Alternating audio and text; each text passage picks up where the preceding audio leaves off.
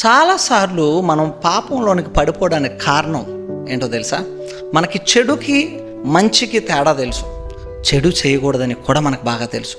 అయినా సరే మనం ఎందుకు పాపంలో పడిపోతున్నామంటే చాలా చిన్న కారణం ఏంటో తెలుసా? చిన్న తప్పే కదా, ఇందులో ఏం లే, చిన్నదే అని అనుకుంటూ ఉంటాం.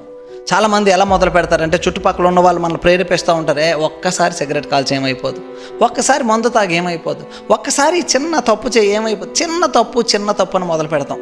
ఇక్కడ మనం గుర్తుపెట్టుకోవాల్సింది, ఎవరైతే ఒక్కసారి సిగరెట్ తాగితే బాగుంటుందని మొదలు పెట్టారో వాళ్ళు తర్వాత నెలకు ఒకసారి తాగుతానులే, వారంకి ఒకసారి త్రాగుతానులే, రోజుకి ఒకసారి త్రాగుతానులే అని చెప్పి ఆ సిగరెట్కి బానిస అయిపోయిన వాళ్ళు ఉన్నారు. ఎవరైతే ఒక్కసారి సరదాగా స్నేహితులతో మందు తాగుదామని మొదలు పెట్టారో వారు ఈరోజు మందును విడిచిపెట్టలేనంత బానిసలుగా బ్రతుకుతున్నారు. ఇది మాత్రమే కాదు, ఎన్నో పాపాలలో చిన్నదే కథ అని మొదలు పెడుతున్నారు. ఈరోజు నీవు నేను గుర్తుపెట్టుకోవాల్సింది ఏంటో తెలుసా?